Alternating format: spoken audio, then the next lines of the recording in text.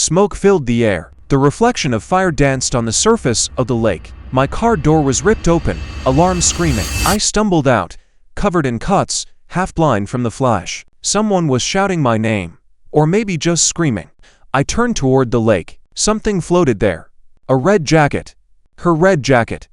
I took one step forward.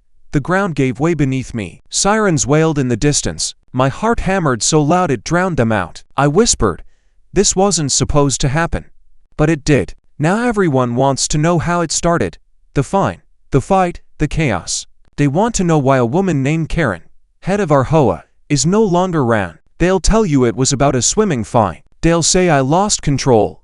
But that's not the truth. The truth is darker. And by the end of this story, you'll know exactly why she pays for every single drop of water in that lake. It all started 2 months before the fire. Back then, everything still looked perfect, or at least, that's what I wanted to believe. My name's Bob, and I live in a quiet little neighborhood on the edge of Willow Creek. The kind of place where every mailbox looks the same and people wave, even when they secretly hate you. The kind of place ruled by an HOA, a homeowners association. And our HOA had a queen. Her name was Karen.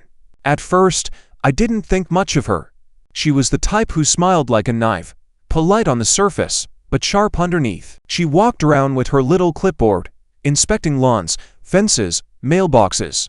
You could feel her eyes on you even when she wasn't there. People joked she knew more about our water bills than our plumbers did. The lake behind my house was the only thing that made this place feel alive, calm, quiet, like a mirror for the sky. It was technically community property, but I was the only one who ever swam there. I'd been doing it for years. Until the day Karen showed up. I remember that afternoon. Hot sun, reflection in the water, silence. Then her voice, sharp. "Robert, step out of the lake immediately." I laughed, thought she was joking. She wasn't. She held out a pink slip like it was a weapon. Violation of HOA regulation for C. Unauthorized swimming in shared property. Fine. $1,000. I thought she'd lost her mind. I told her it was my backyard, my lake. She said, "It's everyone's lake, Bob. You just act like it's yours." That moment, that sentence, burned into me. Everyone's lake. But somehow, I was the only one punished for touching it. Later that night, I sat on my porch, staring at the paper. $1,000 for swimming. For doing the one thing that kept me sane. And deep down, I knew it wasn't about the lake. It was about power. That's when the idea first started forming in my head. I didn't know it then, but that fine was the first spark of something much bigger. Something that would end with fire, sirens, and a red jacket floating in the dark. Coming up, I'll tell you the moment I realized this wasn't about rules anymore. It was a game. And Karen had no idea what kind of player I was about to become. The next morning, I went to the HOA office, a small beige building that smelled like paper and coffee gone bad. Karen was there, sitting behind the counter like a warden. I asked her, calmly, why she fined me. She smiled. That smile again. Polite, poisonous. Because rules are rules, Bob. You of all people should understand that. I told her I'd appeal it. She said, "You can try." And that's when I saw it. The board behind her. A list of all HOA members, their votes, their dues, every name, every dollar. Power mapped out like a battlefield. When I left that office, something shifted in me. I wasn't angry yet. I was focused. I started reading everything. The HOA bylaws, the financial statements, the meeting minutes, hundreds of pages of legal nonsense. But the more I read, the clearer it became. Karen wasn't following the rules. She was writing them. I began talking to neighbors. Some laughed. Some whispered. One guy, Jeff from across the street, told me, "You're not the first one she's gone after." Apparently, Karen fined a couple for having their trash cans out 10 minutes too early. She made a family repaint their door because the color was too happy. This wasn't about order. It was control. And I realized people feared her. I told them we could fight back, but fear makes cowards of good people. They said, "It's not worth it, Bob. Just pay." I didn't answer.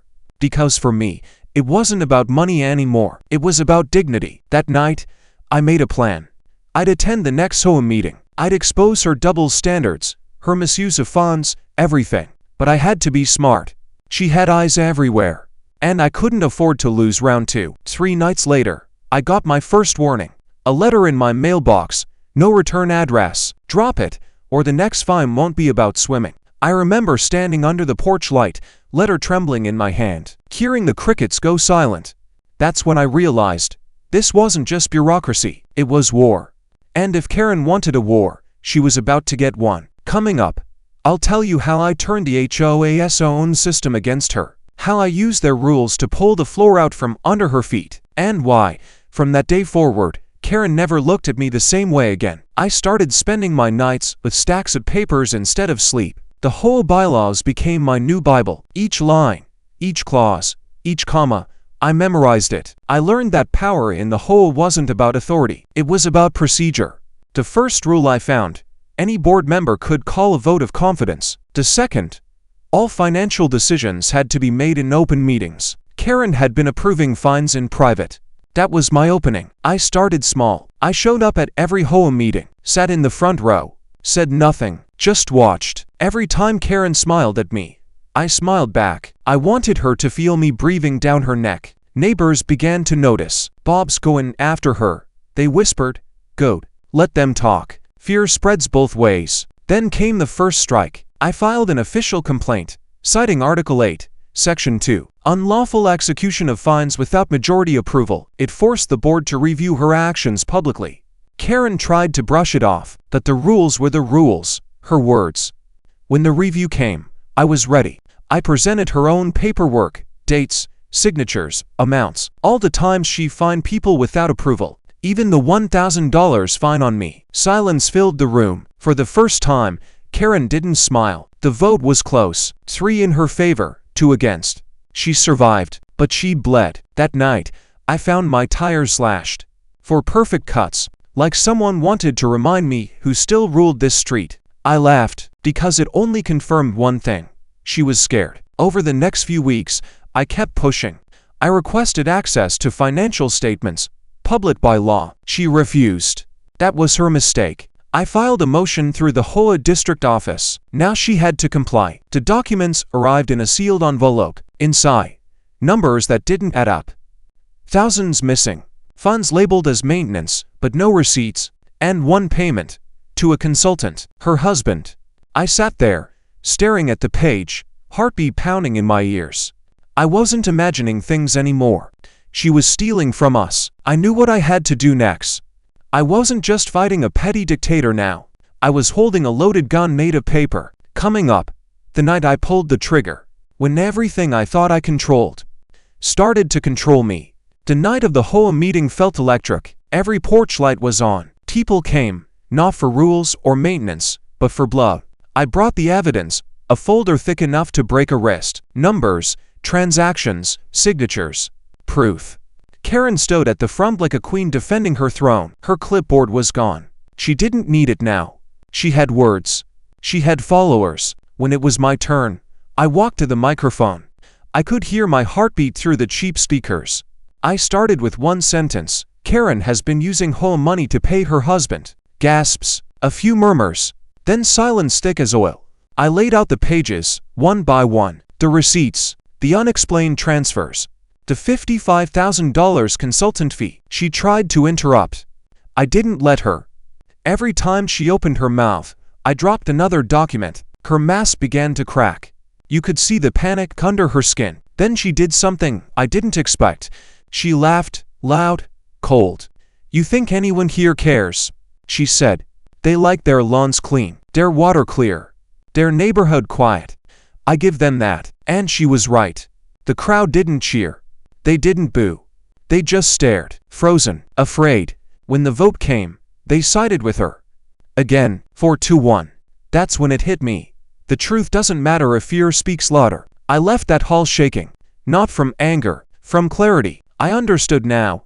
I couldn't win by rules. Not anymore. She owned the rules. I had to break them. That night, someone knocked on my door. Jeff, the neighbor who warned me before. He looked pale. He said, "You should see this." He handed me a photo. Me, standing by the lake, taken from a distance. Behind me, a shadow. "Who took it?" I asked. He didn't answer. He just said, "They're watching you, Bob. All the time." I looked at the photo again, and for the first time since this started, I felt fear. Real fear. Coming up. The moment when fear turned into fury. When I decided to stop defending myself and start destroying her. I changed that night. I am Bob.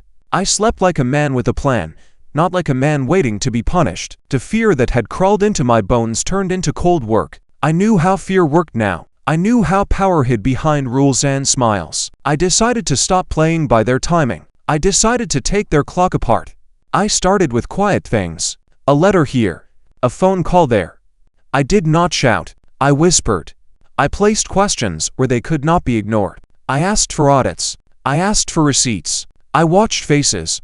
I watched hands. People reacted to small pressure like cracks in glass. I kept tapping. I hired a lawyer. Not to sue. To ask smarter questions. I hired an accountant. Not to steal. To follow the money. I paid for two things I did not like spending on. Knowledge. Proof. I am Bob. I remember that. At the next meeting, I spoke with a different voice. Calmer. Colder. I did not accuse anymore. I presented facts. I let the numbers speak. I slid pages across the table and watched the faces go pale. Kleenex and coughs. Nervous laughter.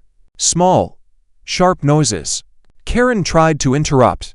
She always tried. This time the room had rules. Real rules. Outside lawyers. Observers. I had forced them to come. Coming up, you will hear how one document made a chair empty. But for now, the board began to flinch. A single board member who once stood with Karen now asked for more transparency. A second neighbor who used to laugh at us now asked for a forensic audit. The tide was not huge yet. But tides start with small waves. I pushed one wave harder. I used the neighborhood. I knocked on doors. I listened. I learned things people said behind curtains. Secrets spilled like coins on a table. Aunt May told me how Karen threatened her son. Old Tom said Karen falsified a vote. Little pieces of human truth. I collected them like shells on the shore. I am Bob. I collected shells. I planted a story, not a lie. A truth told in the right place. I found a local reporter who liked scandals. He had a small show. He liked viewers. Viewers liked scandal. It was a match. I did not tell him how to make the fire happen. I gave him the receipts. I gave him names. I gave him a pattern. He did the rest. The story ran. It was ugly and beautiful. The neighborhood changed after that article. People looked at Karen with new eyes. Not only eyes. They remembered. They remembered the fines, the petty rules, the door repaints, the whispered threats. Some came forward. Others called me late at night. I am Bob. I answered. But I also learned how deep the fear went. The first act of courage came with consequences. My mailbox was smashed. My dog was poisoned. A note under my windshield read, "Stop." My hands shook when I read it. Then they steadied. I set traps without setting fires. I recorded meetings within the law. I filed complaints with the district.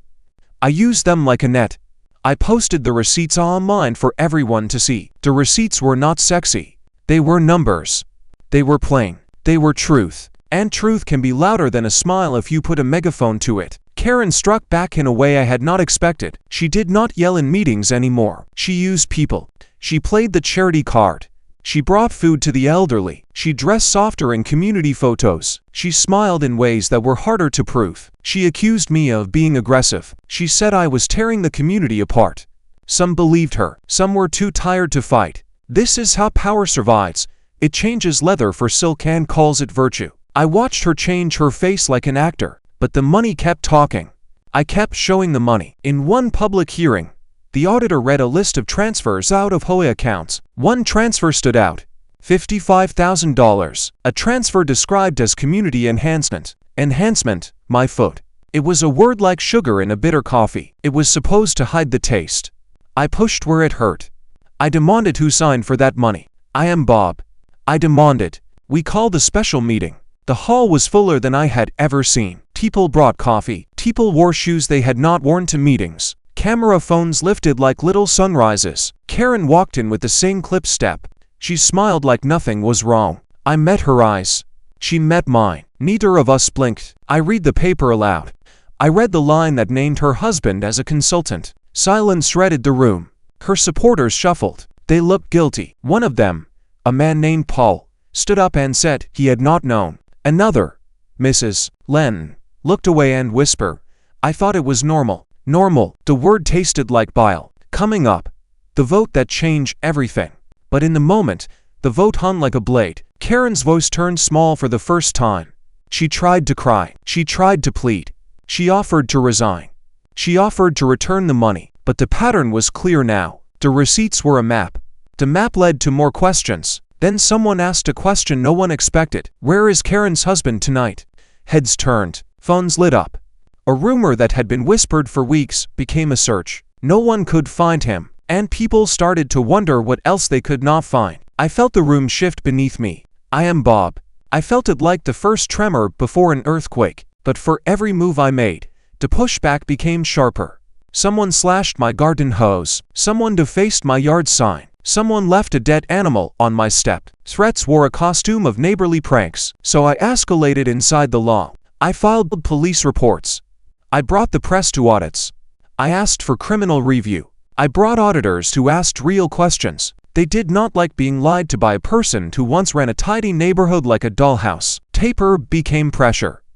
Pressure opened mouths. And then the unexpected happened. One of Karen's closest confidants turned on her. He came to me at midnight with a folder and a key. He said he was tired. He said he had seen things. He handed the folder to me. It had bank statements. It had signatures. It had the handwriting of someone who could not pretend ignorance anymore. He gave me a key to a storage locker. He said, "You will find the rest there." I drove to the storage place. The night was bright with sodium street lamps. I opened the lock. Inside there was a cardboard box. Inside the box were envelopes tied with rubber bands. Each envelope had a name. Each name matched an excuse. I sat in my car and sorted them under the weak light. Names of contractors who never showed up. Checks that bounced. Receipts with the same handwriting. I felt like a man finding bones. The truth was heavy. Heavy enough to break a table. Coming up, the choice I made with that box in my hands. I could walk away and let the house stand crooked. I could throw the papers into a fire and pretend I never found them. Or I could do the thing that would change all of us. I am Bob. I did not throw the papers in a fire. I sent copies to the district attorney. I sent them to the reporter. I posted them to the community page with a note. People deserve to know. The night after, a dozen doors banged open. Neighbors came to my porch. They asked questions. They needed to be told the truth in words they could hold. It was messy. It was loud. It was necessary. But the more light I let in, the more someone pushed back in the dark. A car hit my mailbox at dawn. Tires screamed and lights cut through the trees. A man in a black hoodie stood by my shed once at midnight. He did not touch anything. He just watched. He left a single item on my porch. A single pink slip. It read, "Last warning." The air changed after that. People stopped coming as often. Children played inside more. Windows closed like eyelids. Fear was a living thing again. It breathed, and it smelled like old money and wet paper. Coming up, the plan that should never have had to exist. The move that crossed a line. But before that, I had one last choice. Would I go back to being a man who swam alone at dusk, or would I finish what I had started? I am Bob. I chose to finish. I watched the neighborhood change like weather. Rain one day, thunder the next. I am Bob. I remember every face. They were not the same faces. Some were quieter. Some were angrier. Most were scared. The DA's office called me 2 days after I sent the files. A calm voice. Paperwork. Promises. They said they would look into it. I believed them for a while. Then I learned belief is a soft thing. The leaf bends when power pushes. Meanwhile, Karen did not sleep. She moved like someone who had rehearsed for crisis all her life. She met people. She apologized on camera. She wept in the hallway. She hugged the old ladies. She smiled into phones. It all looked like theater. But theater can kill. I am Bob. I kept working. I met with the DA. I sat in an office smelling of cheap coffee again. We talked about money. We talked about theft. We talked about patterns. They wanted more proof. They wanted witnesses to speak under oath. I gave them names. I gave them dates. I gave them a box of receipts that still smelled like cardboard. The DA assigned an investigator, a woman with tired eyes and a folder that looked like mine. She asked the same questions I asked myself at night. Who benefits? Who hides? Who looks away? We started following threads. Threads led to lockers. Lockers led to envelopes. Envelopes led to bank accounts. Each step felt like walking on broken glass. Coming up, I will tell you about the night the investigator disappeared from the meetings. But first, the neighborhood turned. At a Sunday picnic, a woman I had never spoken to before came up to me. She handed me a paper. It was a petition. 200 signatures. Names older and newer. Voices that had been silent. "Do it," she said. "Bring them down." The petition forced an emergency election. It was supposed to be democracy. It turned into a battlefield. I am Bob. I campaigned like a man who had nothing to lose. I knocked. I spoke. I held printed copies of receipts like talismans. Some people cry. Some laughed in my face. But more than half the voters came forward. The day of the vote felt like a storm. Thunder in our chests. Voices like fists. Karen arrived wearing armor. A smile, a lipstick, and new haircut. She stood at the podium with a script.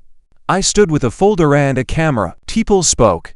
Tears and accusations mixed with laundry lists of petty fines. The counting took hours. Each ballot felt like a heartbeat you could feel in your hands. When the numbers came in, the room fell. Not silence, something worse. A low, stunned nose. I am Bob. I had expected cheers. I had expected vindication, but the vote was a tie. Everything hung there like an unfinished sentence. Karen kept her seat by a single vote. One vote. I felt my chest tighten. This was not supposed to end here. The petition had done its job, but not enough. The DA opened a formal probe. They called Karen to testify. She came with an army of lawyers.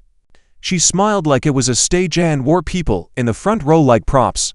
Then things turned. One evening, the investigator called me. Her voice shook. "Someone trashed my car," she said. "My files are gone. I can't find my notes. I am Bob. I thought of 1,000 bad things." "Who?" I asked. She hesitated. "No one. Or everyone." Days later, a journalist who had written a draft article told me they were being sued. Threats arrived in envelopes with no return. Phone calls at night. The reporter's door smeared with something that looked like pain and fear. The pushback had closed now. Not just threats, action. Clear danger. I started sleeping with the light on. I saw a man in a truck slow down outside my house 3 nights in a row. He never stopped. He never drove away either. He stayed and watched until dawn. I am Bob. I felt watched like an animal in a cage. Then the first real violence happened. A boy from the neighborhood, just a kid who delivered newspapers, was attacked near the lake. He was beaten. Not fatally. Enough to send a message. No one would say who did it. But the timing was perfect. Just after the DA announced they were expanding the investigation, I held the boy's hand in the hospital. He squeezed my fingers tight like a plea. "Are you safe?" he asked. "I lied. I am," I said. "My neighbors called me reckless. My mother said I should stop. The DA said to be careful." I am Bob. I heard the whispers. "You started this. You brought darkness. You're not a hero." I heard them and I did not care. Not yet. Coming up. The breaking point. Tonight someone set fire to a shed near the lake. A flare in the dark. A scream. A woman running. But before the flames, there was a knock at my door. A handoff. A chose. One of Karen's supporters came to me at 2 in the morning. He was breathless. He wore a coat too thin for the cold. He looked like a man trying to be invisible, but failing. He said, "They're planning something bigger." "I don't want trouble," he added. But his eyes told another story. He wanted out. He wanted clean hands. He handed me a phone. On it were recordings, voices instructing people to teach him a lesson. Names, meeting times, car registrations, license plates. It was a map of intent. Clear as daylight. I am Bob. My hands shook when I held that phone. I felt the perimeter of the fight expand. It was no longer only paper and meetings. It was people with plans. I took the recordings to the DA. They moved. Quietly. Faster. They served subpoenas. They watched houses. They placed a car by the lake that looked like a sedan but had cameras. We waited. For proof. For the next move. For the tipping point. And then came the night the shed burned. It was not my shed. It was Mrs. Len's workshop. A place of tools and memories. Flames licked the sky. Heat hit us like a wall of anger. People stood in robes and slippers. Some called the fire department. Some watched with a slow, hollow stare. Karen was not there. She called from somewhere else, voice smooth, concerned. "Terrible," she said. "Terrible thing." But her supporters cheer in private messages. They posted jokes. They sent gifts. They were not sorry. I am Bob. I smelled smoke and felt rage. We found a bottle nearby. A rag. A match. Not sophisticated. Brutal. The DA had some cameras. The footage was shaky, grainy, but it showed a truck, a license plate blur, faces with hoods. We had names now. We had vehicles. We had a direction. Coming up. The arrest that no one thought would happen. But before the arrest, there was choice. I could go public with everything and risk more violence, or I could pass the evidence quietly and let the law act. I chose law. I passed it on. I watched from my porch like a man watching a trap close. The trap snapped. Not everyone expected it to. The DA and the officers move in a midnight sweep. They took 3 people in the early hours. Hoods, handcuffs, flashing lights. I watched them through a window. I am Bob. I had no joke, only a heavy, lonely relief. The neighborhood woke up to cops and questions. Children were pulled from beds. Coffee brewed strong. People spoke in low voices, but one arrestee was missing. She was the one who mattered. Her name was not on the van. Her house stood dark, her lights off, her car gone. And on my porch, someone left a single red ribbon. A last laugh, a threat, a reminder that the war was not over. Who would be next? Would Karen run? Would she strike harder? And what price would the neighborhood pay for my posh? Coming up, the answer may be more violent than we imagined. But first, who pays for the next mistake? They took 3, but the one who mattered was gone. I am Bob. I watched plastic tape flutter across the street like a flag. Lights strobed in windows. Men in uniform walked slow. They moved like people carrying regret. I kept watching the house where Karen lived. Its porch light stayed off. Her car was not there. Her blinds were closed like eyelids. No one answered the door when the officers knocked. The house breathed. Quiet. Waiting. Days passed. The DA wanted more proof. The DA wanted a confession. The DA wanted a pattern sealed in paper. We gave them paper. We gave them cameras.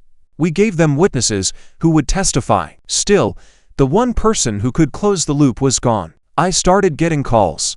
Anonymous, heavy with static. Stop poking the hornet's nest, one voice hissed. Or you'll regret it. Another said, I am Bob. I answered none. I let them ring. I let them haunt my voicemail like spiders. Silence felt louder than the threats. Then my phone rang with a number I knew. It was Jeff. His voice was thin. They followed me last night, he said. Black truck. 2 men. You okay? I asked. No, he said, but I moved things. I can't say where. I kept breathing. I am Bob. I breathed like a man holding a secret under his ribs. One morning, a neighbor screamed. We ran, Mrs. Len's dog was missing. A note was pinned to her gate. Pink paper. Same handwriting as the slash tires note. Tell Bob. It read. Last warning. Her hands shook when she showed it to me. Her eyes were glass. Why you? She asked. I did not have an answer that would comfort her. I started driving at night. To the river. To the storage unit where the envelopes had been. To the lake. Everything seemed smaller in the dark. I am Bob. I walked the shoreline and checked for footprints like a man checking his own pulse. Sometimes I saw them. Sometimes they were gone. It felt like being watched by ghosts who had names. Then, on a wet Tuesday, my phone buzzed with a text.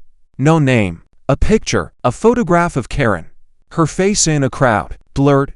A city I did not know. A coffee shop. She looked tired. Older. Alive. The caption was short.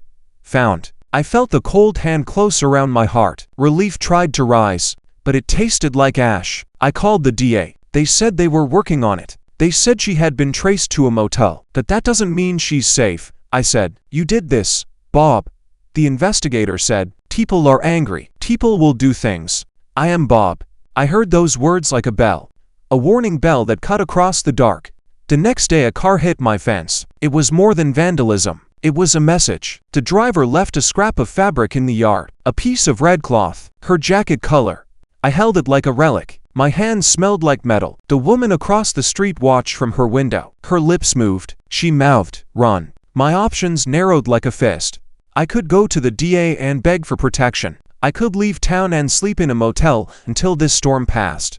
Or I could find her myself. I could take the fight to the place where the puppet strings started. This was the part where the story gets ugly, where right and wrong blur into choices that smell of ire. I am Bob. I thought of my mother's voice, of my boyhood, of the lake that kept me whole. I thought of the boy who was beaten, of Mrs. Len's dog, of Jeff hiding like a man with a secret. I thought of the envelopes in the storage locker, of the receipts that had the power to break a woman who had been untouchable. I made a plan. Not a clean plan, not a lawyer's plan, a man's plan. I would find Karen. I would offer her 3 options. 1. Come forward and confess. Face the DA, return the money, live with the shame but be alive. 2. Go into hiding with witnesses protected by law. Start over with a new name. Start over cheap and far.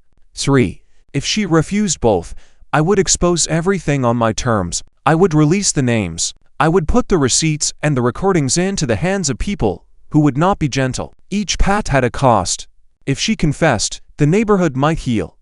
But she would also cut a throat for herself. If she hid, she might live. But the truth would rot like fruit in the dark. If I exposed everything, innocent people might fall. Neighbors who had been fooled. People who had loved her in small ways. All choices hurt. That was the point. The dilemma was a cruel diamond. I drove to the motel with my hands on the steering wheel like a man steering a raft into rapids. Rain spat like fists. Wind hummed in the radio. I found the room. It smelled like soap and cheap coffee. A TV flickered. A woman sat on the bed with a blanket over her knees. It could have been anyone. It was her. Karen. More real than the receipts. More breakable than the rumors had claimed.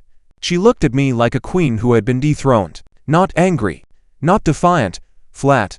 Empty. You should have left the lake alone, she said. Her voice had a new shape. Tired. Thin. You should have never find me, I thought but did not say. I am Bob. I breathed instead. I told her the 3 options. Her eyes moved to my hands. They trembled. She laughed once, a small sound without joy. You think you can blackmail me, she said. You think I will choose shame. You could choose survival, I said. You could choose a way to live. Or you can choose chaos. She looked like a woman with a long history folded into her shoulders. You don't know what you're talking about, she whispered. You don't know what being them means. I know enough, I said. I know you took from us. She stood. Her knees wobbled. She looked older than her face. For a second I saw a woman who had once been young, once scared, once loving. It made my plan taste sour. I am Bob. That image lodged in my throat. Then she smiled. Not the sharp smile, a small, real smile that cracked something inside me. You will expose us, she asked. You will throw us to the wolves. I will tell the truth, I said, but you can choose how it falls. Her fingers closed around hers like she was holding invisible bones. She said, if you push this, they will hurt people you love. I felt my mouth go dry. I thought of my sister, of my boyhood friend. I thought of neighbors who had given me cookies and then voted for Karen. You see a path where you can win without blood? I asked. She did not answer. She looked at the window as if expecting someone to rise from the rain. A car idled below, headlights cutting the motel sign into a stencil. Someone was outside, watching, waiting, listening. I had to choose. I could take her to the DA that minute, hand her over, lock her in the legal machine, and hope justice moved like a good engine. I could walk away and let the paper trail age into old secrets. Or I could set the papers loose myself in a way that would hum too loud to ignore. Each decision was a knife. I left the motel with rain in my hair. I left Karen sitting like a broken queen. I drove slow. My hands were steady. My heart was not. I thought of the boy in the hospital and of the envelope stacked like quiet thunder. I am Bob. I knew one thing. Action would not make the fear go away. It would only change its shape. That night I made the call. Not to the DA. Not to my lawyer. Not to a friend. I called the reporter. Tonight, I said, at midnight, I have something that will change this town. He asked questions. He asked for proof. I told him where to look. I told him how to check. I told him where the files would be posted, if they needed to be public. I hung up. My hands were cold. My throat tight. Coming up. What happened at midnight? Would the release quiet the fear? Or would it light a fuse that could not be undone? There was one more choice left in me. One choice that would change the nature of the fight. Would I pull the trigger? Or would I put the box back in the locker and pretend the envelopes never existed? I am Bob. I drove to the storage unit and sat in the car until my keys felt like a hot coal. I could hear the town breathe. Somewhere a window shut. Somewhere a child turned in sleep. The clock ticked toward midnight. I had to choose. What would I sacrifice to end it? Coming up, the midnight release. The moment truth became a public thing. But before that, the decision that would echo into the rest of our lives. What would you do if the life of your town depended on one call? What would you trade to end a long-running lie? Midnight came like a held breath. I am Bob. My hands felt like they were not mine. The storage locker keys were cold. My car smelled like metal and coffee. The reporter arrived 10 minutes early, eyes bright with hunger. He carried a laptop and a cigarette that refused to die. We walked to the locker together. The lock clicked. The box was there, patient and small. I handed him copies. I kept originals in the glove compartment. He scanned. He photographed. He cursed under his breath. He said, "This will blow it open." I said, "Do it." The post went live at 07. A link, a headline, scans of receipts, bank transfers, audio files, names, dates, photographs from the storage locker. For a little while, nothing happened. That silence felt bigger than any noise. Then the town woke up. Phones lit like stars. Notifications exploded. People who had slept through years of small cruelties opened their screens and read. Comments poured. Fingers typed like hammers. Fingers that had never lifted a petition now copied links and pasted them into private groups. I am Bob. I watched my fee. I watched my phone ring. I watched light crawl over windows in houses had known all my life. The reporter's article framed it simple. HOA funds diverted. Karen implicated. Evidence posted. It was not a movie lie. It was paper and pixels. It was real. At dawn, a crowd gathered at the municipal building. Voices were loud and rough. People who had been quiet for years stood on their chairs. They held the receipts like trophies. They wanted answers. They wanted blood. They wanted an explanation for the small cruelties given weight by the big theft. I am Bob. I stood back. I kept my face flat. I let others yell. I let them burn with what they had learned. The DA's office called an emergency press conference. Cameras came. Microphones crowded like birds. Men in suits said words like investigation and due process. They sounded distant and slow. People wanted speed and fury. The law smelled like molasses next to a mob's anger. Karen's house had lights on like a hospital. Her front door was slammed. Her phone did not pick up. Her email was full of out-of-office messages. Her social media feeds filled with people accusing and remembering. Her pictures of charity drives now read like evidence of manipulation. I am Bob.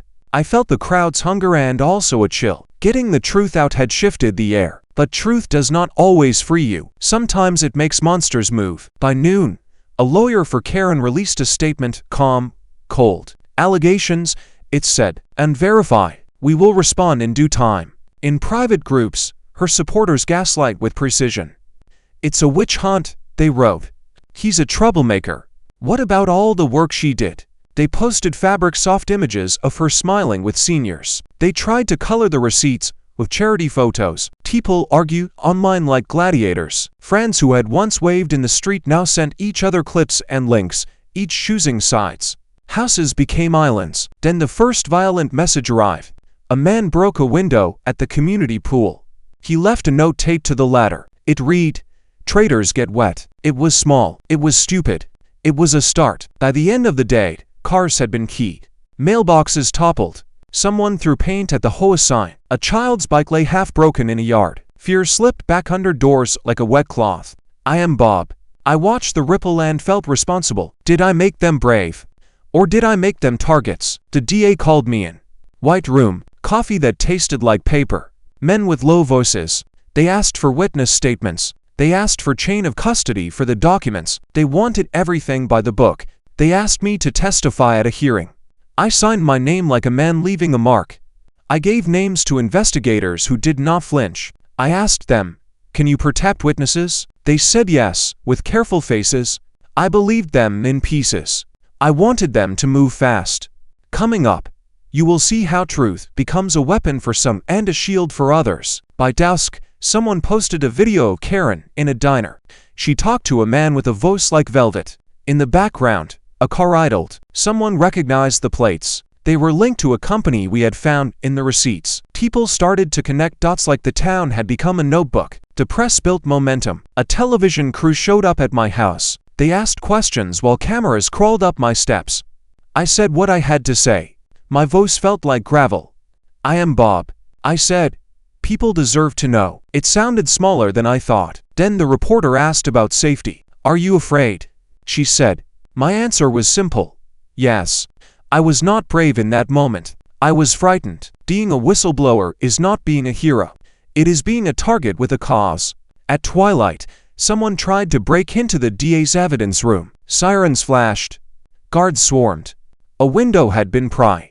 The man was caught on footage running away, but his jacket had a logo tied to a company that did subcontract work in our community. The same company in the receipts. People connected the company to more names, more phone numbers, more accounts. Every thread we pulled made more threads visible. The tapestry unraveled and grew more dangerous at the edges. Then the first body showed up on someone's lawn. Not dead. Not yet, but a man, tied and left to scare. He had been dragged from his car and left with a note carved into the wood nearby. "This town remembers," it said. "He survived." He'd point to men who had acted in fear or fury. The list grew. Men who had been quiet became loud again. Men who had covered holes now ran to patch them. I am Bob.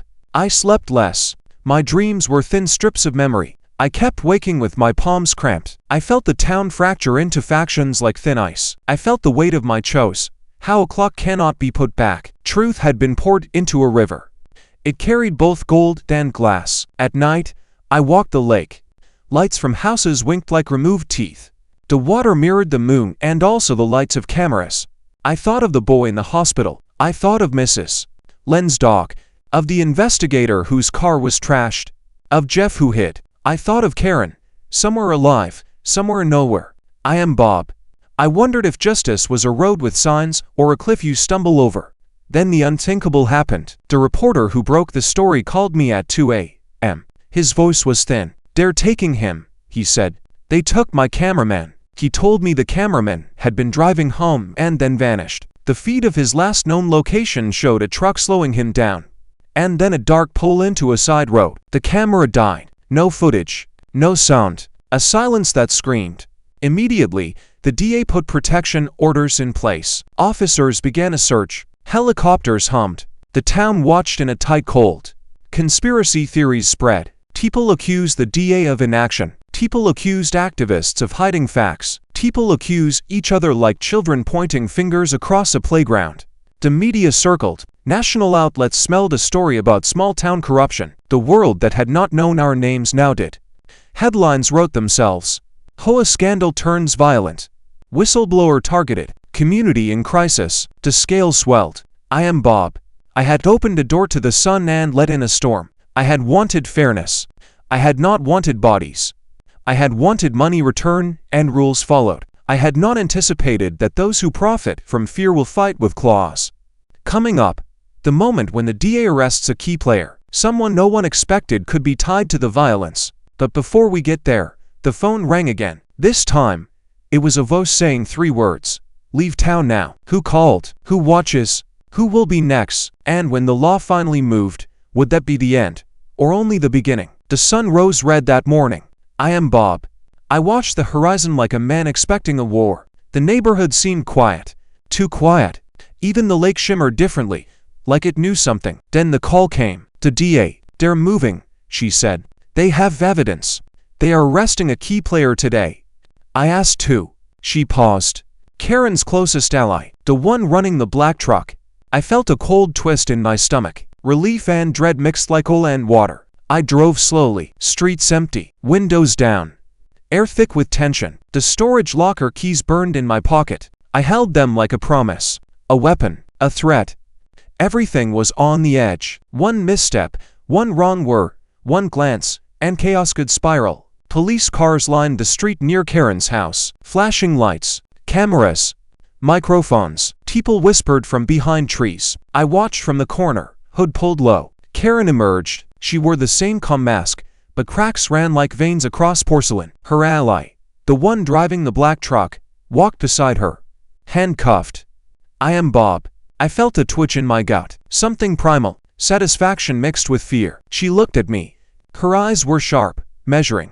She did not smile. Her voice, when she spoke, was thin. "Did you send them after him?" I did not answer. I did not need to. The arrest itself was the answer. The news cameras clicked. Flashbulbs burned. She walked past them like a queen dethroned but unbroken. I walked parallel on the sidewalk, feeling like the world had narrowed to the width of my chest. Neighbors peeked from windows. Some cheered. Some gasped. Some cried. The air was electric. Coming up, you will see how the town reacts to the exposure. By noon, papers were everywhere. Receipts, images, recordings, posted on community boards, social media, WhatsApp groups. People were furious. Some demanded resignations. Some plotted their own revenge. The town was alive again, but alive in chaos. I am Bob. I saw it and felt the weight of what I had unleashed. Karen's phone rang constantly. Her emails flooded. Her ally in custody cried. In the holding room, she tried to salvage control, sending messages to the board, offering refunds, claiming misinterpretations. The board's patience cracked. Meetings were called. Votes demanded. Her supporters dwindled. Then came the unpredicted move. Her husband, the source of the $55,000 consultant fee, appeared in court unexpectedly. He claimed ignorance, claimed coercion, claimed he had nothing to do with the finances. The DA was cautious. The reporters smelled scandal. The town divided further. I am Bob. I kept a distance. I watched the trial unfold from a coffee shop across the street. I observed faces. I observed gestures. The weight of evidence bore down. I noticed who flinched, who whispered, who avoided eye contact. Then the first bomb dropped. A neighbor confronted Karen outside court. Words flew like knives. You ruined lives. You took from us. Security intervened. She went inside. The crowd murmured. The murmurs turned into chants. People demanded justice. Inside, the DA presented receipts, records, witnesses, and audio. Karen's defense tried to crumble them. Lawyers objected. Judges frowned. The room smelled like sweat, coffee, and fear. I am Bob. My chest felt tight. My hands clenched. I knew the verdict would shape more than her life. It would shape the community's soul. By evening, the first sentence was delivered. Her ally received probation and restitution. Karen herself, a combination of fines, suspended HOA privileges, and a requirement to return misused funds. She walked out, shaken, but not broken. People called it justice. Others called it mercy. Some whispered it was too little, too late. Then came the twist. The reporter I trusted disappeared. Found later at the lake, shaken. They had been threatened. The files, mostly safe. But the message was clear. Power does not like to be exposed. I am Bob. I understood that truth alone does not protect you. Courage does not protect you. Sometimes, only strategy does. In the quiet hours, I returned to my lake. The water was calm. The night reflected stars. I thought about the bow, Mrs. Lennon, Jeff. I thought about Karen. Alive, cornered, but still alive. I had won the battle, but not the war. I had set forces in motion that could turn again. Neighbors were awake now, watching, waiting. Some were grateful, some plotted, some feared. I am Bob. I realized, exposing the truth had consequences no one could predict. Even justice could become a weapon. Coming up, the final key point, the outro. Here, I wrap the story, reveal the ultimate consequences, and show how Bob and the town are forever changed. It will be the payoff, the emotional climax, and the twist that nobody saw coming. I am Bob. The lake is calm tonight. The moon barely moves. Everything smells like wet earth. My hands are clean. My eyes are not. I walk the shore. Footsteps echo. No one is here. Or maybe someone is. I cannot tell. The town sleeps. Or thinks it does. I think of the bow, the dog, Jeff, the DA. I think of Karen. Alive, smiling, broken. I cannot know. I speak into the dark. I did what I could. I whisper. My hands are empty. Empty like the alleys. Empty like the promises of law. I wanted truth. I wanted fairness. I wanted quiet. But quiet never comes. Not after you set fire to the night. I remember every envelope, every receipt, every photo, every recording. I remember the tie around the bow's wrist, the red ribbon left on my porch, the black truck, the night the shed burned, the DA's words, the reporter's questions, all of it. I carried it like a stone. I sit on the dock. Water laps quietly. I breathe slow. My reflection stares back. I do not recognize him. Or maybe I do. I am the storm now. I am the ripple. I am the silence that comes after shouting. Coming up, or rather, it is happening. I hear a sound behind me. Not human. Not machine. Something else. I turn slowly. The lake moves. A shadow rises from its surface. It is tall. It is still. I freeze. My pulse beats loud in my ears. The shadow stretches. I cannot see features. It leans toward me. The water swirls around it. The air smells of ozone and metal. I open my mouth. Nothing comes out. Then it strikes. Not with claws. Not with words. Not with fire. Just a moment. A sudden, impossible moment. Time bends. Light fractures. I am Bob. I fall. Or maybe I do not. The last thing I see, the moon breaking into fragments across the sky. The water swallows it. The shadow disappears. Silence takes everything. I do not scream. I do not breathe. I do not know what is real. I am Bob. I am still. Everything is gone, and nothing will ever be the same.